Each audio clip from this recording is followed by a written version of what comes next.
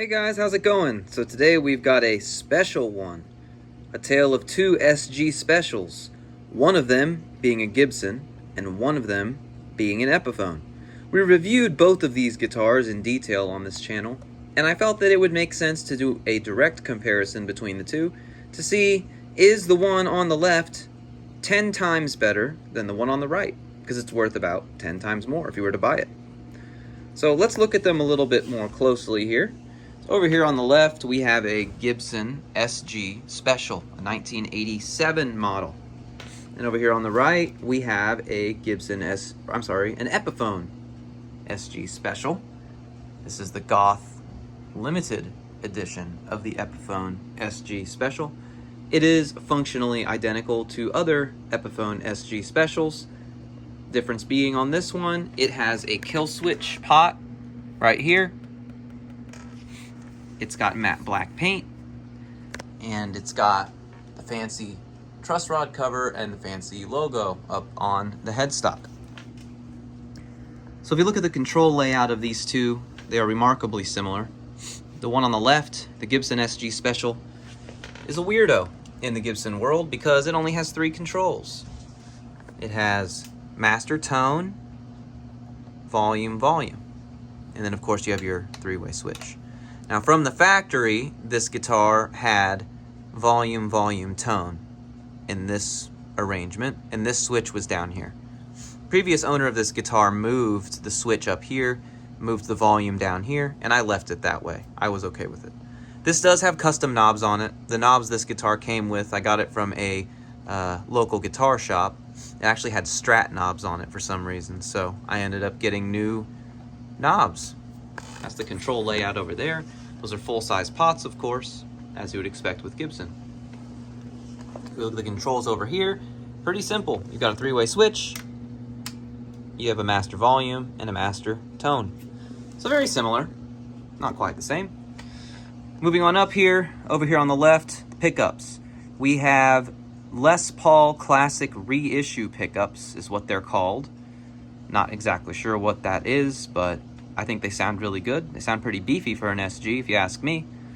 And then over here you have your 690R 700T Epiphone humbuckers. Those have become classics by now because they have been using them for like 20 years or more in their guitars. They still use them to this day, and I think they are some damn good pickups. You will notice the pole pieces are raised on both of them because that's just what I like to do. I like raising the pole pieces on my humbuckers, especially on an SG. I think it makes it cut through a little bit better. It makes it a little bit more bitey with more attack. I would rather raise the pole pieces than raise the entire pickup. Maybe there's no difference by doing it that way, but it is what it is. One thing I do want to mention, if you look at the bridge, there's a difference here. So on the left, on the Gibson, you'll notice the difference between the distance between the tailpiece and the bridge is shorter than the distance between the tailpiece and the bridge on the Epiphone. So that's another noticeable thing there that's different. And then if you look from the side, this is kind of hard to catch on camera, but this horn here and this horn here on the Epiphone are thicker than this horn here and this horn here. The overall body thickness is almost exactly the same. So this part here and this part here is almost exactly the same. But it tapers up a little bit more on the Gibson than it does on the Epiphone. Another thing of note here is the neck joint. So here you can see where your neck pocket kind of ends. It's gonna be right here, about the 20th fret. Okay, that's where you have the neck pocket meeting the fingerboard. But then over here, you're meeting at like the 17th fret on the Epiphone. So this neck is jammed further down on this guitar than it is on this guitar. One of the things I really like about the SG, and even this one doesn't really have it, this Gibson here, but an SG standard, it's gonna meet like right here on the last fret.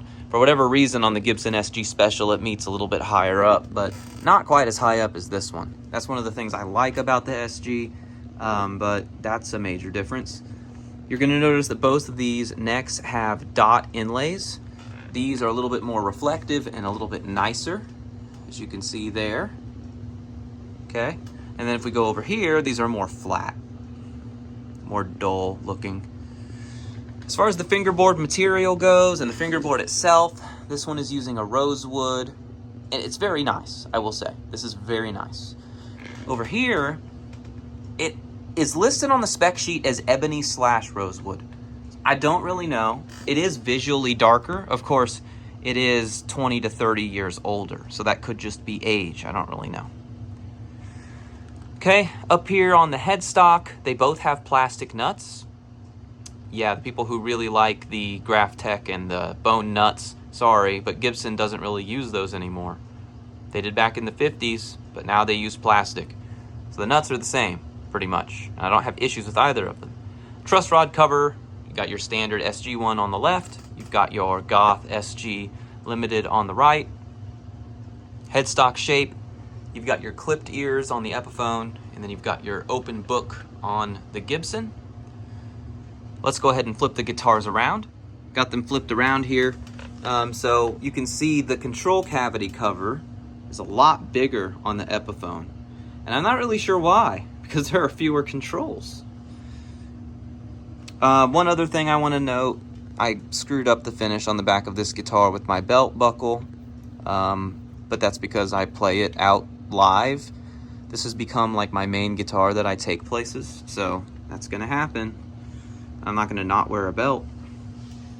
If you look here at the back of the neck here, this is a bolt-on neck. That's probably the biggest difference between these two guitars, besides where the neck joins the body and this thickness here, the fact that it's a bolt-on neck. Some people say that that ruins the guitar. I would say that it doesn't, but you know, that is a major difference over here clearly, and obviously it is a Gibson. You're going to have your set neck over here. As far as the back of the neck, and this also goes for the body too, this is a very glossy kind of a feel, and this is a very matte kind of a feel. So this is the weird thing. I like the fingerboard of this better, but I like the back of the neck of this better. And that's easily remedied. I mean, if you owned this Gibson, for example, you could probably sand this and get it to be a little bit more matte. I'm not going to do that. I've already done enough sanding down there on the body. If we go up to the top here, you've got your Gibson Deluxe tuners here. These are jank, by the way. I don't know if they all do this, but mine are pretty much destroyed. Let me show you. And if you watch the review, you probably saw this, but you see this? Look at this. This moves back and forth. See that? So, you know, these probably need to be replaced. But those are the tuners here. Over here, you've got the dreaded trapezoid tuners. But you know what's crazy? I think this guitar holds tune better than this one does. These tuners are fine. I don't know why people hate them. I've had them on multiple guitars. I have no problem with that. So there you go. That's the outside look at it. So the only thing left to do now is to plug it into that 5150 right there and see how they sound. Okay, so here we go. Logic would tell you to start with the Epiphone and then go to the Gibson, but I wanted to go with the Gibson first, simply because I think it would be interesting to play what we expect to be the good one first, right? And then switch over to the one that's not quite as good and see if we notice any loss in quality. It seems like it'd be easier to do it that way.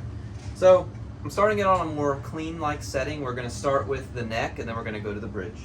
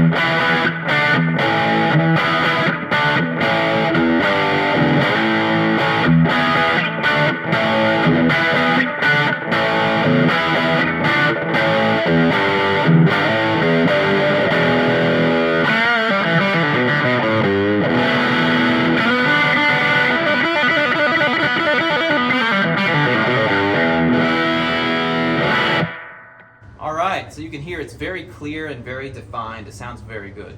Let's move it over to the overdrive setting.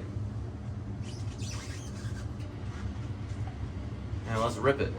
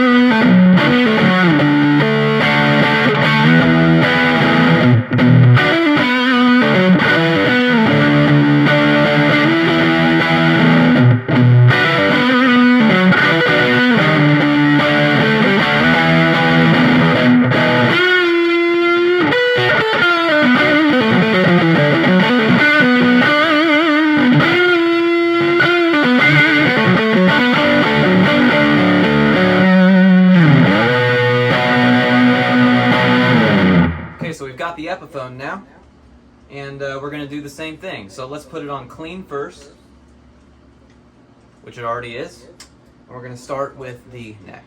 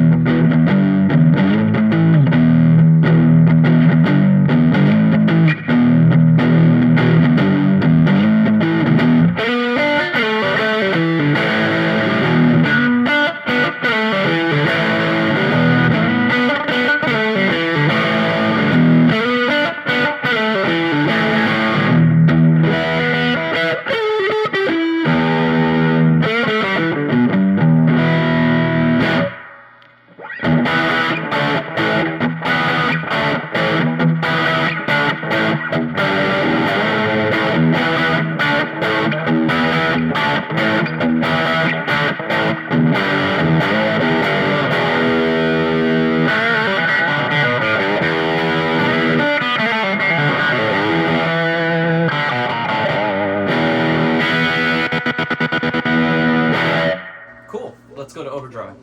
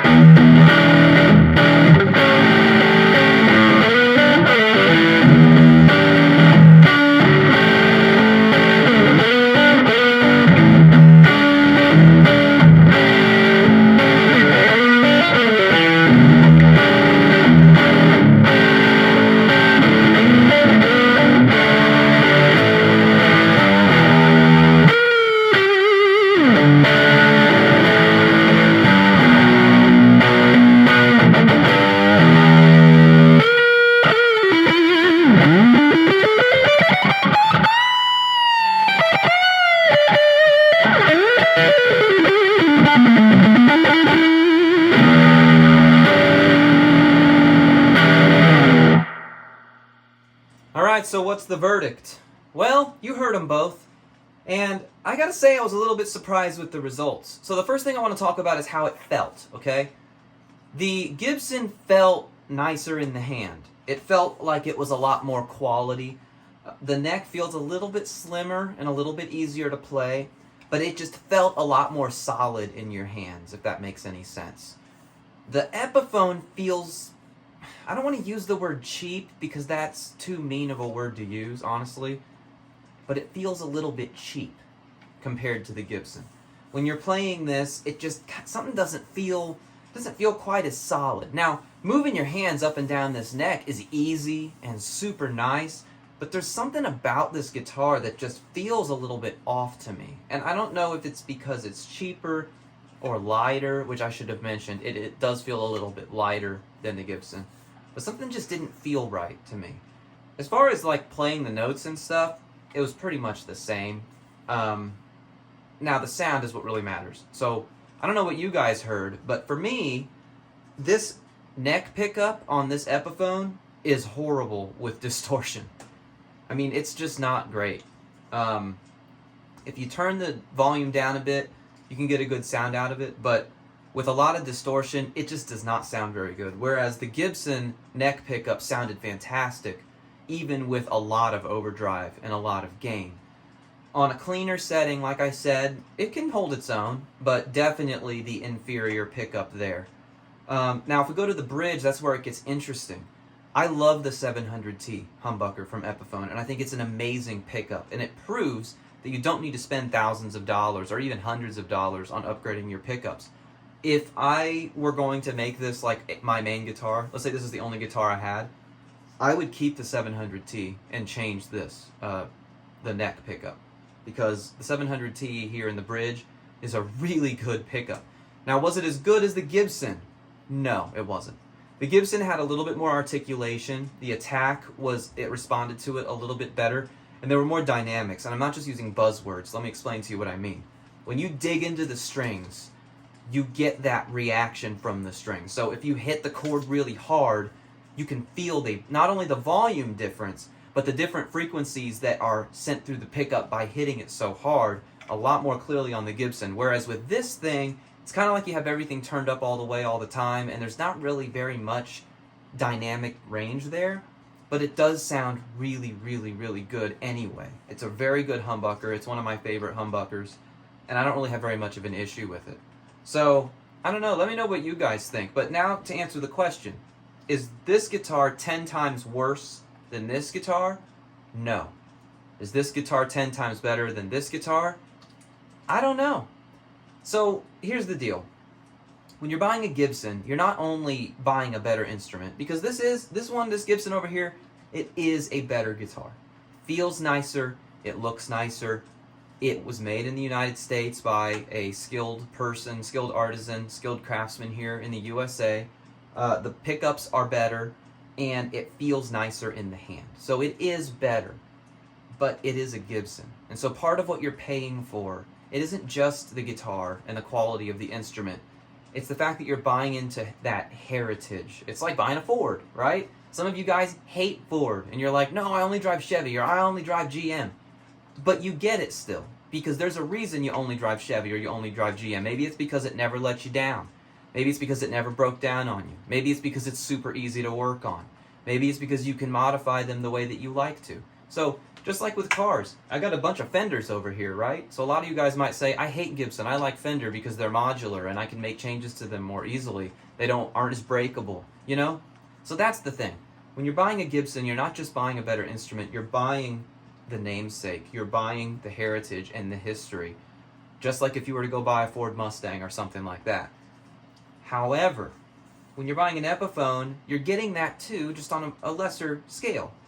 This Epiphone SG Special was made as cheaply as possible overseas. But it's not a bad guitar. It's a very nice guitar. It's something you can be proud of. I'm one of those weird people that is proud of an Epiphone. My grandfather, God rest his soul, he passed away about 20 years ago, but his main guitar was an Epiphone. It was a Japanese Epiphone from the 70s. I think it was called an EA250, bright red hollow body Epiphone. And so I've always had that association with my grandfather. When I see Epiphone, I think of him. I don't think lesser, cheaper, crappier brand. If Squier existed back in the 60s and 70s and he played a Squier, I think I'd feel the same way about Squier. So, you know, on the one hand, yes, the brand matters, and yes, you get better instruments, generally speaking, by buying a Gibson. On the other hand, don't let the purists tell you that you can't get an Epiphone because they suck. Because this guitar does not suck. This guitar is awesome. I would take this guitar on stage any day of the week. Only reason I won't is I have another SG that is a little bit better. It is a Gibson. Is it 10 times better? No. But is it better? Yes. If you can find a Gibson SG for less than about $800, $700, you should probably pull the trigger on it because they are very good guitars. On the other hand, if you find one of these for less than $100, definitely go for it. It's probably pointless to compare these two guitars to each other because they live in completely different realms, completely different worlds, and they're for two completely different people. But people make the bold claims all the time. My Epiphone is as good as a Gibson, or Epiphones are terrible and they could never stand up to a Gibson. Today I hoped to defeat both of those arguments by showing you that they are different. One of them is better than the other, but they are both very, very good guitars. Thank you very much for watching. I appreciate all of you. Please like and subscribe. Join the Discord if you want to. I've got a link in the description for that. We talk about guitar, gear, etc. It's fairly active. We talk in there all the time, and I look forward to seeing you in there. Thanks again. Really appreciate all of you. See you next time, and keep on rocking.